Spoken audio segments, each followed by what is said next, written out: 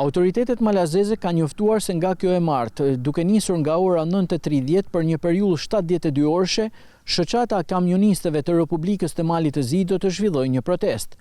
Mirë po kjo gjë ka sjell kaos në pikën e kalimit kufitar të Hanit të Hotit. 10 kamion kanë mbetur në territorin shqiptar në pritje për t'u zhdoganuar.